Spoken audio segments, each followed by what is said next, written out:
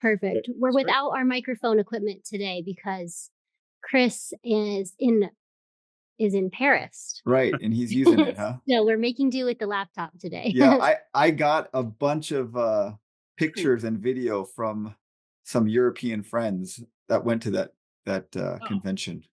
Cool. All right, that's So nice. I'm downloading it right now. I think he's got it like on his own personal server, so it's like really slow. It's taking like 4 hours to download.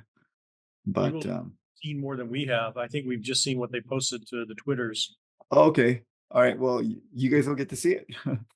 Nice. Looking forward to it. Hey, so thanks a lot, and nice to finally talk to you, Steve. I've talked to Chris several times, but haven't had the pleasure of talking to you before. No, it's good to finally do so. I know you've made your rounds around the Aptera team, and it's only a matter of time before we get to talk. So nice to meet you. Great. All right, so I think we should just kind of get started. I think the question that everyone wants to know is, do we have a timeline? And do we have a timeline for when the production intent vehicles are going to be built? And is this timeline dependent on more funding, or do we have the funding for the production intent vehicles? Yeah, I think it's a great question, and we get that question all the time too. So, we do have a timeline to build these production intent builds. We do have the funds to build these production intent builds, but really we're trying to build, everything we need to have in the company to build 20,000 vehicles a year. And that's tooling, that's equipment, that's, the people, that's the processes. It's all these things that we need to come together. And we don't want to just start, building station builds or serial builds, at a couple a week. We want to get this vehicle into production at high volume so we can deliver on the promise to over 47,000 people that are now waiting for the Aptera. So the first step is to get these production intent builds done. The second step is to inspire people to continue to invest in our mission. And we hope that some of those investments are bigger dollars. We can talk about that, I'm sure, with some other questions you have. Oh yeah, absolutely. And then we can start launching and filling this plant full of people and equipment and building 20 vehicles a day to start, and then 40 vehicles a day, and then 80 vehicles a day. And then, we can really start making a dent in that first 47,000 number. And I don't know if you have seen the pictures of the Bink in France. Yeah, looks awesome. Thank you. Those parts were made earlier this year, and we have enough for, I think, 16 more vehicles or so. So all of those parts are already made off of commission tools. They've all gone through the validation and inspection process. You've probably seen pictures of them shrink wrapped and waiting on a rack for us to start building them. Yes. There's still some small design changes in the front subframe, for example. You saw recently the crash simulation video. Mm-hmm. Had to make some modifications in the battery frame and subframe to achieve that. And then we're on the track the next few weeks in Italy with our team and Tennessee, sort of validating the production geometry of the suspension. Once those parts are locked out, then we can get the castings and the frame and begin building rolling vehicles. Okay. So I know like the based on the February update, the high production line is going to take more funding to make that. And we're going to need more funding for customer delivery vehicles. Is that correct? That's right. That's right. So are you waiting for that to happen to build these PI vehicles? Because the PI vehicles need a lot of testing and validation to be done, like the crash testing and things like that, right? And so like you have the funds to build that. So are we going to wait on the funds to build out the assembly line to build the PI builds, or are those two kind of separate things that are independent of each other? They're two separate things, and Chris and Tom and Blake and the finance team are working really hard to get the financing in place for the high production. But in the short term, we have a number of PI builds that we have scheduled. Now they all have purposes. Some are crash tests, some are braking systems, et cetera. Mm-hmm. Delay some or move some up and down the list depending upon how well the funding is going. But we are building the first ones right now.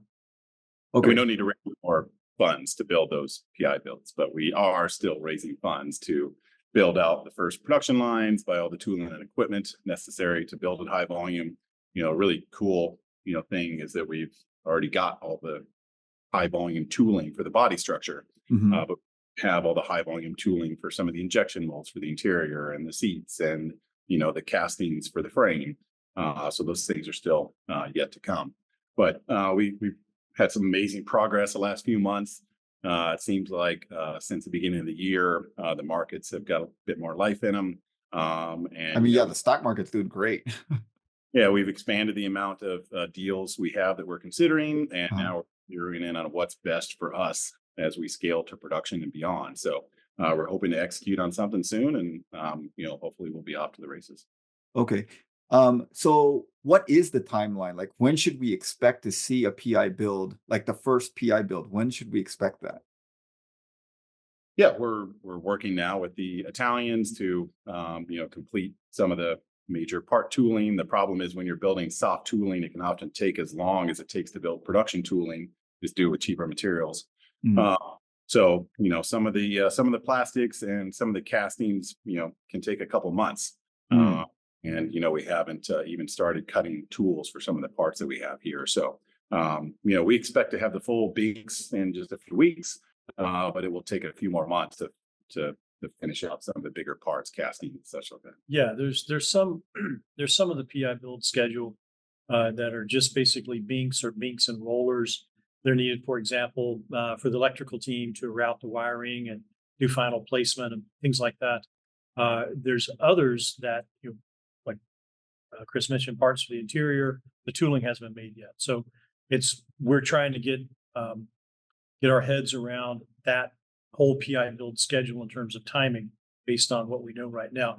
The early ones, the ones that we can do, as I mentioned, the binks or the binks with rollers, we're starting right now. But we can only build one at a time with the production tools that we have.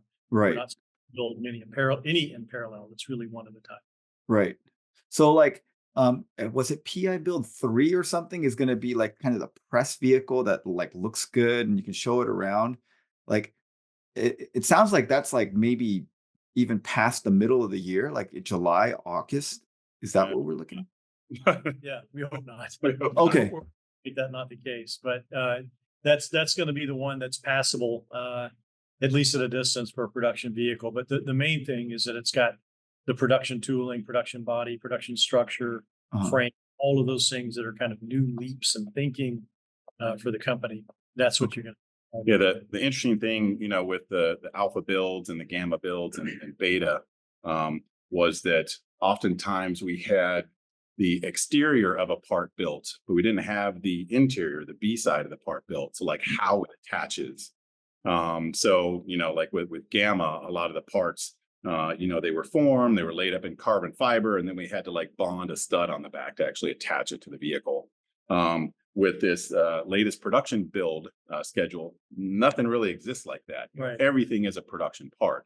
So not only do you have the A side, you have the B side, how it attaches. So Which is tool. there's Yeah. not a lot of wasted time with these PI builds like we wasted with Gamma and other builds, and just figuring out how to attach stuff and how it all goes together. I mean, all of these are production parts. They all have attachment strategies, attachment clips, attachment bolts, attachment whatever. I mean, that's why we went with this technology in CPC, because when we were first building these composite bodies and trying to figure out how to scale, how do we do 100? How do we do 1,000 a year, 2,000 a year? With open mold technology, you only have one tooled side. You don't really have a tooled B side. Mm, And you do that, but you still have very low throughput and lots of hand labor. And these parts that we've designed now for the whole vehicle, the structure, the interior, everything, has a tooled A and B surface, and that means they nest right on each other, just like Lego blocks. So it's a radically simpler way of producing the vehicle than we have been with the betas or the alphas and the gammas. Excuse me. yeah, I think everyone is like on board with the whole CPC thing, and I think all the community sees the advantages of that, and you guys have basically explained the advantages of that. Um, That's sticky. yeah, yeah, it looks great, and like the pictures I've seen from Paris look amazing. Um, but I think that caused a little bit of a delay, but in the long run, that's going to make things faster. Um, everyone is really impatient to get these vehicles. We've been with you guys since 2020 when you guys relaunched, and we're closing in on 2024. And so I'm just trying to like, that's the question that everyone wants is like, so we're just trying to see like, are things progressing as expected on you guys' end? And like, it sounds like the first couple of PI builds are going to be just kind of rollers and not have the interior and maybe not have the powertrain. They're just for testing specific things. Um, and I think everyone wants to see like, here is the vehicle that's going to be made that people are going to take delivery of. When are we going to see that vehicle? Is it like June, July, August, September?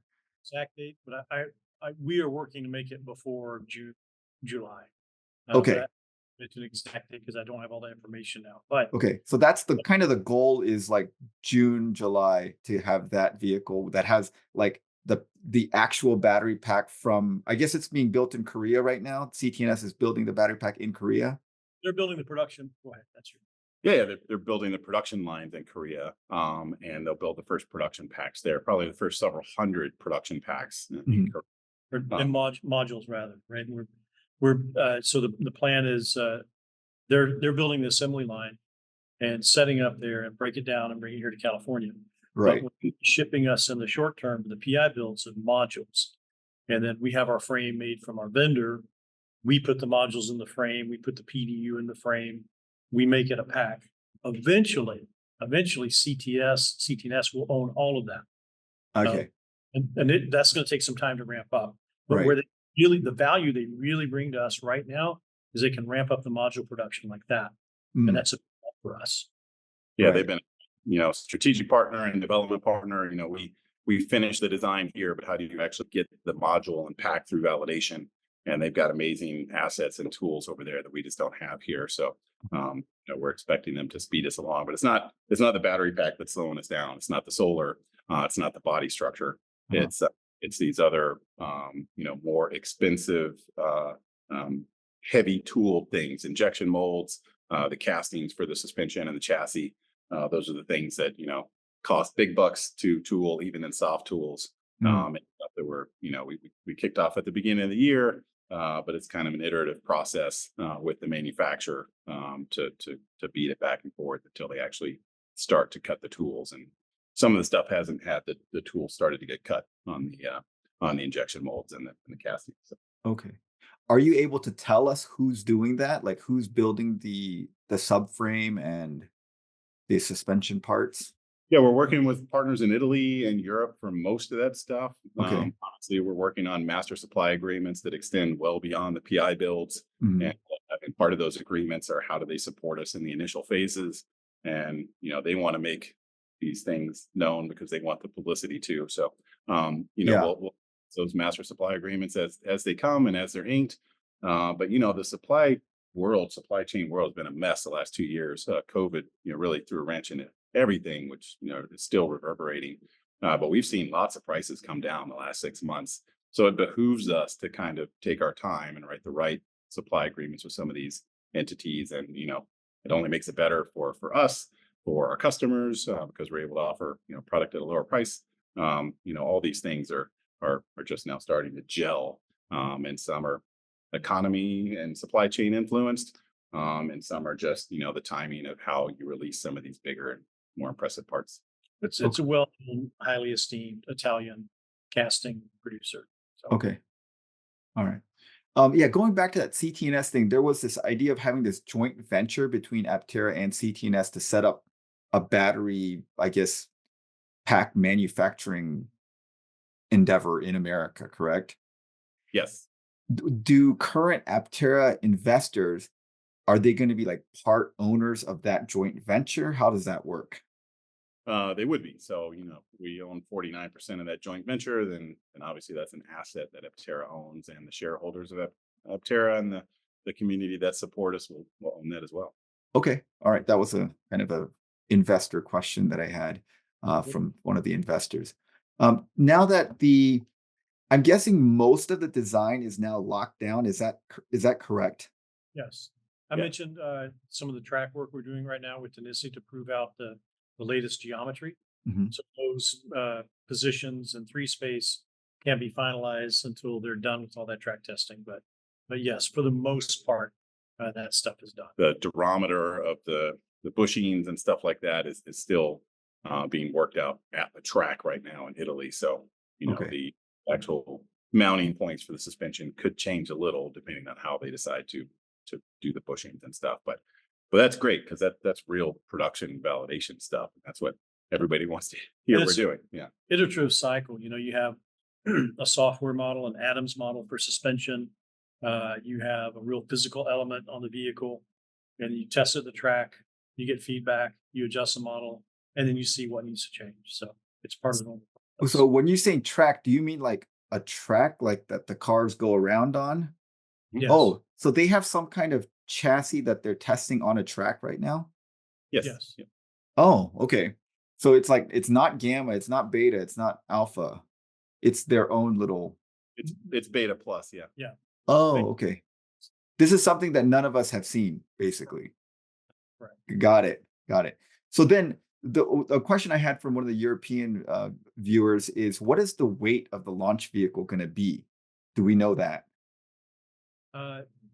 Target is 2,200 pounds for the launch edition. Yeah. 2,200 pounds. Because I think they said that there's some European standard of like if it goes beyond a certain weight, it's no longer an auto cycle or something like that. And now there's different rules for it. I don't know what the cutoff is. Yeah, there's some homologation rules related to weight that may or may not be relevant when it's a lower volume. But it's below so many thousand units a year, something like that. So we've got a homologation company in Europe that we're working with to make sure that we're on top of all those issues. Okay, because very early on, back in like 2020, there was some thought of like Aptera being weighing about like 1,800 pounds. So the weight has gone up. Is that because of the body structure, the subframe, or? I mean, I think we really quoted the weight of the vehicles back then with the base pack, the smallest pack that we could put in it. Okay. Launch edition pack, we kind of changed our language to talk about the 400-mile range Aptera and to add in the safety features and the NVH and things into the vehicle that really make it, user friendly. That did add weight, and a bigger battery pack, a 400-mile range battery pack does weigh more. So that's where we're at now. Okay. Kind of in the 200-pound range. Could be a little more, could be a little less, but I see. Okay. So I wanted to switch to the funding situation. At the EVA meeting, there was some talk of like there was going to be some debt financing deals, which were like a few weeks away or something, and that we would hear about it, but we haven't heard anything about it. Did that fall through? Like, where are we on the funding situation? few weeks range. Okay. But yes, we're actively working on actually several of those deals. So they all come in different flavors, and there's green bonds, and there's regular debt, and there's convertible debt. There's all kinds of fun instruments out there now, and we have even more term sheets than I think we've disclosed before. Just picking, what the best deal is for us. I see. Obviously getting too laden with debt that you have to service, you got to pay for that debt. Young company, pre-revenue, we don't want to have to service a lot of debt where we have to pay out on that debt, but there are other instruments, where debt's accrued and things like that. So, we feel really good about the prospects, and we think that, some of the debt stuff can help the equity stuff that we're going after too. So, it's really just putting all the pieces of the puzzle together on the finance side to make for a great story to press to production and IPO and everything we're trying to aspire to. Yeah, some of the debt I think is going to take longer and is more appropriate actually in the future once there's cash flow. So the debt or equity combination right now, convertible debt, something that the team's working on. But the longer term debt, those are things we've been working on for a couple of months. And there's some great grant opportunities and other funding opportunities that we'll have access to once we have full production funding. It's kind of crazy how the finance world works. They don't really want to give you money until you don't need it. Yes. Yeah. No, I've worked, in my job with government grants, and I was always told by my mentor, like, you ask a grant for the thing you've already done and use that grant to do the next thing you're gonna do. It's kind of crazy. You have to have already done the thing to get the money to do the thing that you propose to do. Counterintuitive. Yeah. So that's kind of the situation with the ATVM loan, right? Like you have to be like in production before you can get the ATVM loan. Or at least be very solidly funded and on the path towards production. Okay. So like, we heard that the $50 million was kind of the the goal number, and once you get that, you'd be like 9 months from start of production. Is that still the case, or did some of the accelerator funds kind of reduce that amount that you need? Like where are we at? Like how much money do you need to get to production? There's lots of things that come into our long-term vision and how to get solar mobility to as many people as we can, as quickly as we can. And the long-term plan is, equipment financing, and it's grant money, and it's other, bigger loan money. But the number we're chasing right now in the public market is about 65 million. Okay. We've been able to break that up into different chunks, and you could call it 30 and 30 million, and we could, go out and get more crowdfunding. But, that's the number that we've been talking about with a lot of people. And, basically 65 million gets us all the way down the path, production, profitability. But it does take other instruments as we grow, to fund higher volume equipment and more tooling. And, it's not just this factory. We actually have planned 8 factories around the world by 2033 to really get those numbers up. And, 150,000 vehicle production a year by 2028. That's where we hope to be. And it's not that many years in the future. So, yeah, that's a very aggressive ramp up. Yeah. People say that, but you look at, other ramps and other organizations, and we're doing things in a very low CapEx way, very low capital expenditure way. Uh-huh. And, because of the low CapEx way, it is a very different ramp than traditional automotive, but it also doesn't cost us $2 billion to launch a vehicle. Uh-huh. So, when you look at other companies that have launched electric vehicles, it's outrageously expensive to do it how Detroit has done it, the last 50, 60 years. Right. But if you novel approach, like what has been inspired by Sandy Monroe and limited parts and, sub-assemblies that are built as modules by contractors, it just costs us a lot less money to get there. But it does take time to kind of phase into 150,000 unit production a year. Versus other companies that would just launch a program, we're going to build 200,000 a year, and they would just get there. But it costs crazy money to do that. So we don't want to spend crazy money. We want to spend logical money. And, we're the largest crowdfunding of this type in history. We're all enabled by our community, for the people, by the people. 100,000+ units a year for our vehicle globally, I think is quite reasonable, especially when you look at some of the alternatives in space, utility, cargo space, 2 seats, and plus the fact that we're the only solar mobility option out there. I think those numbers are reasonable. Now, you guys said that you had lots of term sheets that you're looking at, and you're just trying to pick the ones that work the best for you. So does that mean that you have a path to get to that 60 million right now? Like, do you have enough term sheets in front of you that you could get to it? You just need to pick what works the best. Yeah, there are some terms that we don't really like, and we think there's other terms that work better for us. So we've had for quite a while plenty of deals that we could have accepted, but didn't want to accept. Right. Yeah. So the more crowdfunding you get, the more choosy you can be with the offers that you have right now. That's exactly it. Every dollar crowdfunding we receive, it means it's less we have to go out to the institutionals for, and it's easier. Yeah, the accelerator program has been amazing for us, and terribly humbled and thankful to our community for supporting that program. What it really allowed us to do was finish a lot of the big ticket tooling items that we had in the body structure to really show some of these institutional investors that, hey, we're on a very distinct path, and to give us kind of runway dollars. That the more money we have in the bank, as I said, people don't like to give you money unless you have money. Right. So to be able to bank some of that money from the accelerator program has just made us look that much better for all these deals. Just the last 2 weeks alone, because of the accelerator program, we were able to kick off the seating manufacturer with all the ED&D necessary to complete our design. It means they do the testing according to FMVSS, make sure it handles all the different load cases, use cases, everything else. We were able to kick off the lighting manufacturer with all the ED&D for that. And what was the other one that we just did? Seats, lighting. What am I missing? I'm missing a big one. We just wrote those checks. We should remember. CT&S check. Yeah. So it's been really helpful to us. It's let us make non-incremental progress, but production progress on different systems. Is the lighting manufacturer still MagWorks, or have you guys changed that? Yeah, we've been working with a lot of different lighting manufacturers in Europe, and Okay. there's some great groups that have helped us. The light on the wheel pant is terribly unique. Uh-huh. It's not something that a lot of companies have made before. The logos terribly Uh-huh. unique. It's a Okay. weird tail light, so we've had to find some people that are willing to take on those challenges with us, and I think we've got some amazing suppliers for that, and they're high volume capable and ready to go. Oh, so when you're saying lighting, you're not just talking about like the headlights. Yeah, the No, yeah, logos sign and lighting, all everything. that stuff. It's a big deal.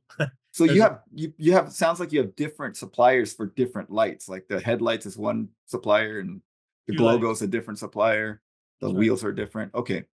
Yes. I can see the complexity of the whole thing and appreciate it. Down, you can see more of the lights. Oh yeah. I mean, love it. You have these really energy efficient lights in our warehouse, and they don't come on until you walk under them. And so that's why they're going on and off in the background. So one of the things is like we've heard of this Aptera Italia. Is that a separate company, or is that just the name that you've given to like the Aptera people that are over there in Italy working with CPC? So we've been having lots of meetings with the different Italian investors, also the Italian government. Mhm. The Made in Italy arm. It's actually the name. The name is Made in Italy in English. That's what it's called. And they have a mandate to foster an investment and manufacturing things in Italy. Hmm. So they obviously have no interest in sending that money outside of Italy into other countries. Mhm. We're doing so much work in Italy now. We created Aptera SRL, which is the mechanism, the company that's going to receive that funding to do the stuff in Italy that we're doing. So that is a company that we created last year for the explicit purpose of receiving those European and Italian monies, government monies necessary to fund the development and production and things like that in Italy. I see. I see. Um, so it sounds like from a funding situation, you guys are very confident of getting there. Like, what's your confidence? Like 1 to 10, where are we at? Well, Uh, we're always yeah, at 10. yeah. Yeah, we're always at a 10. Okay. All right.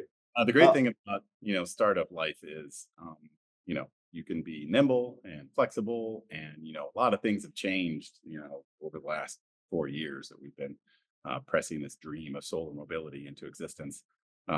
But from different design changes to different supply chain changes to how we're funding this as we move forward, our goal has always been to get these vehicles to market, to get these vehicles into our community and our fans' hands, so they can show the world what solar mobility is all about. And what we will bring this vehicle to production. It may not happen exactly how it's in my head or Steve's head or anybody in this building's head, because there'll be some twists and turns along the way. But we're absolutely a 10 on getting this vehicle into production and getting it to the world. Uh-huh. So in the last update, you guys kind of addressed the whole transparency thing, and I really appreciate that. And you hinted at some possible design changes coming down the pipeline that you're not really able to talk to us about. And I wanted to talk about, like, when you make those changes, how do you balance the design changes between staying true to the original vision that you had and the design and getting to production? I'm guessing like that's the kind of tension that you have to work between, right? Well, you know, any design change we make, it's all with the customer, the shareholder, and the mission in mind, right? Our Mhm. mission as a company is to make every journey powered by the sun. So as long as our changes reinforce that mission and make it possible, then it's okay in our book. Now we may want to do it better, we may want to do it slightly different, but we look at everything with that lens. Are we making solar powered mobility a reality or not? And does this change help or hurt that case? If it hurts it, then we don't do it. But if it helps us and it also gets us over maybe some, let's say, cash hurdles, if it reduces the capex necessary by a significant margin or lowers risk or something like that, then we'll entertain it and effectuate it. Okay. Um, Now, we kind of mentioned how other, EV companies, we won't mention any names, but took billions of dollars to get to production. And these same EV companies are having financial problems because they're losing money, even though they are producing and selling vehicles at this time. Just because like the whole, I guess, I don't understand it myself, but I guess they're just spending more money than they're able to make, and the ramp to production doesn't get them enough revenue to stay above water. Does Aptera have a strategy that's different that maybe will avoid those problems, or can you see what I'm getting at? No, look, the whole way that Aptera builds this vehicle Uh-huh. different than how other people do it. We have less than 10 parts for the beak. We have so many fewer tools. We have almost an order of magnitude lower tooling cost. Hmm. And so everything about how we build this vehicle, how we will launch production requires far less capital by design, because we made the vehicle that way. We set out to make it that way. Now, if we had set out to build a conventional steel vehicle with all of the attendant parts and things necessary on the assembly line, then we would have had to raise billions of dollars as well to get it in production. But we purposefully chose not to go that route. We leveraged all of Chris's thinking from his boat manufacturing history, and our collective experience together to say we have to find a different way. We have to find a way that needs orders of magnitude less capital. Yeah, no paint, bonded assemblies, reduced parts, simplistic, sub-assemblies that are easy to put together. All that adds to something that's just much different than traditional automotive. And I would say that, Steve and I are big fans of the EV world and community. And, we think it's amazing that, these companies are delivering such compelling electric vehicles now, really cool looking vehicles, stylish looking vehicles, fast, capable, whatever you want to say. So it's amazing to see the EV world growing so much. I think it's terribly unfair that the market has punished so many of them when EV sales are up and people are excited about this. But the market dynamics are something that Steve nor I control. So that's just how it is. But we didn't approach this from a traditional automotive perspective. We approached this from how do we get the most reliable, capable solar mobility on the road. And we sought out amazing partners like Sandy Monroe and CPC and CTNS. And all of these guys have given us little different ways to be able to reduce our CapEx, to build this vehicle in a much different way than traditional automotive has, and to just really kind of do things much differently. We're starting a whole new vehicle segment here with a whole new vehicle production program. And we think it's better for the environment, we think it's better for the world, and we think it helps us deliver on our promise much more quickly. Is there like a number that you need to reach before you start becoming like self-sufficient? Like, is it 10,000 vehicles a year, 20,000 vehicles a year, 100,000 vehicles a year?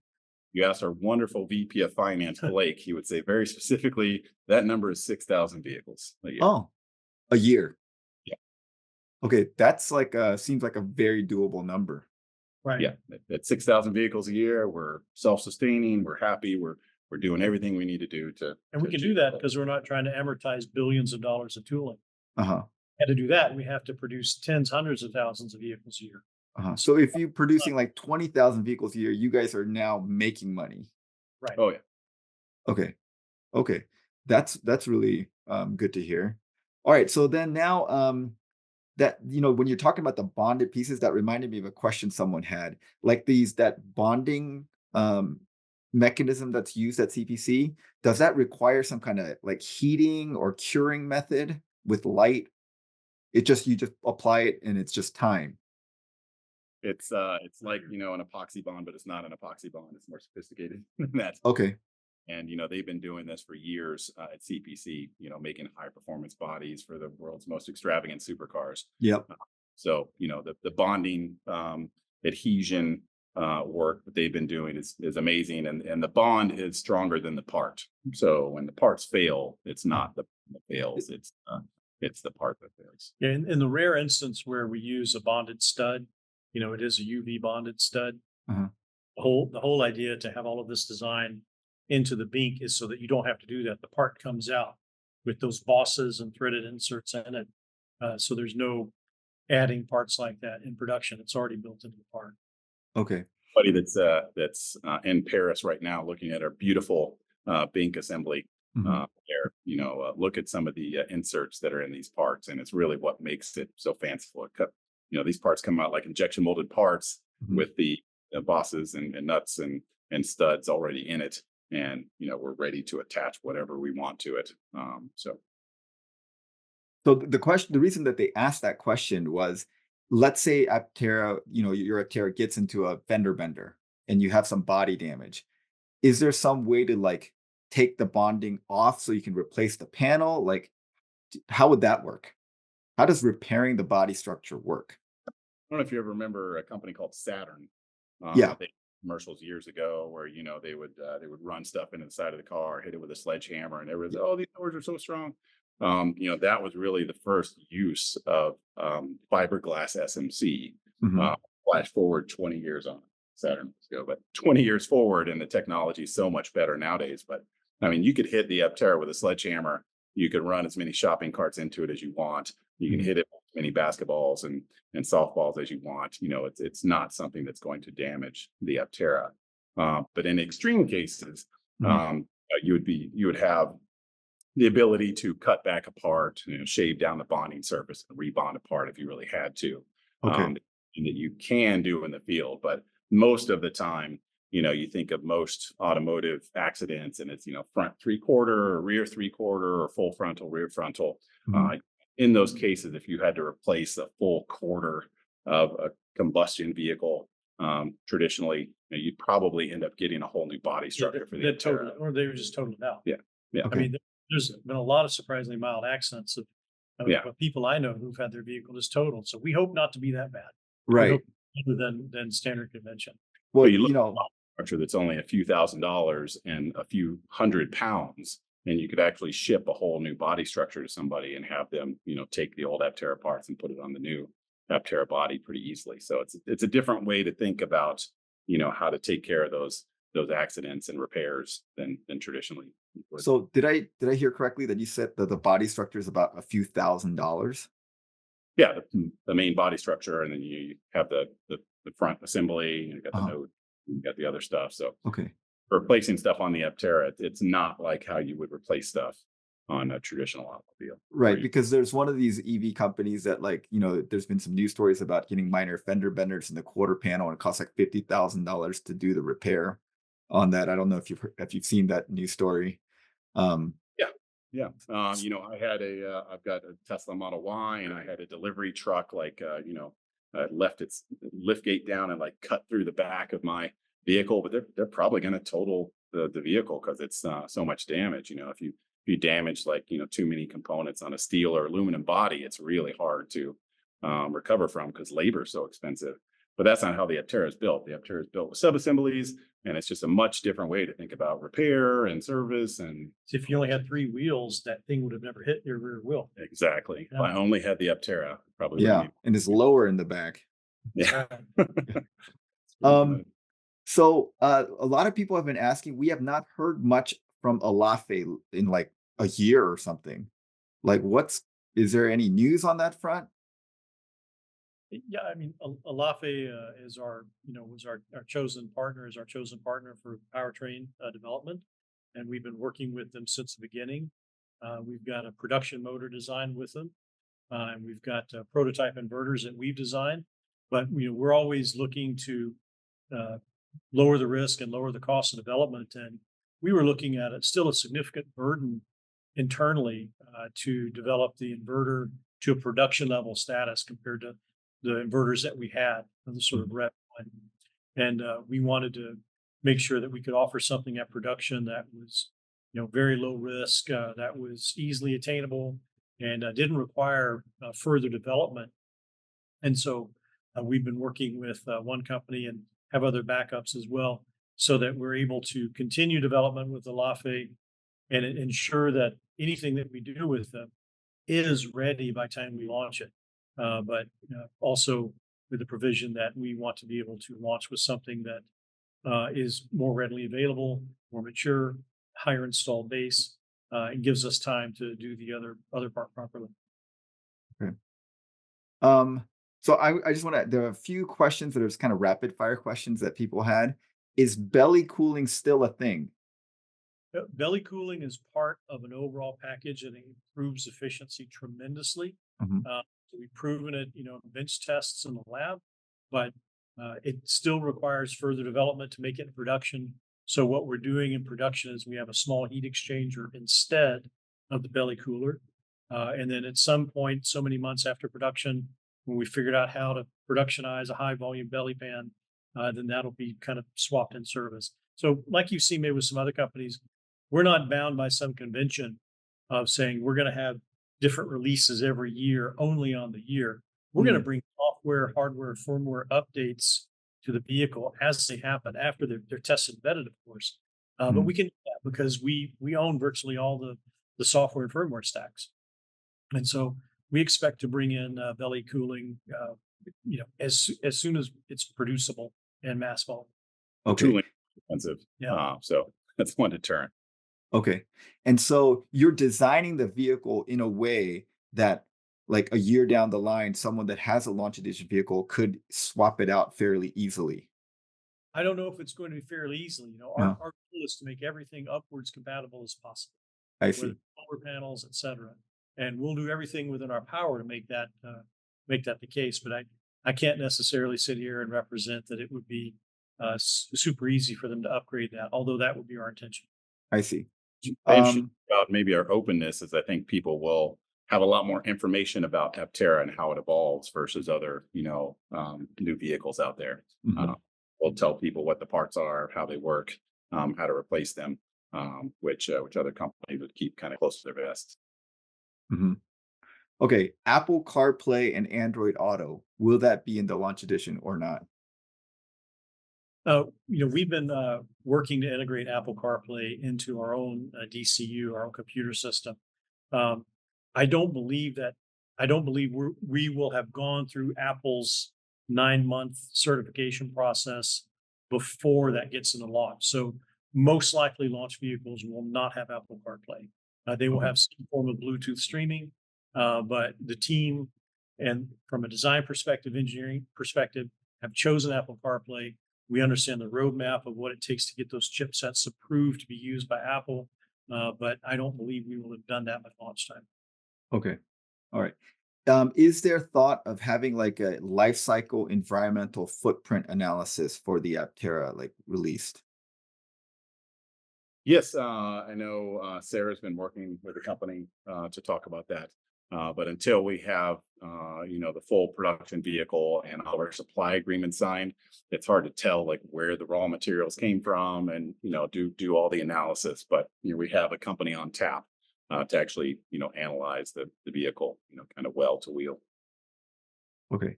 And then my last question is, as you guys mentioned, the equity markets have been terrible for EV stocks. Like they've gone down like 90%. Any EV company that's not named Tesla has gone down 90%. And Tesla's actually falling a little bit lately too. Given that, do you think that Aptera's pre-IPO valuation should be adjusted? Adjust it up, maybe.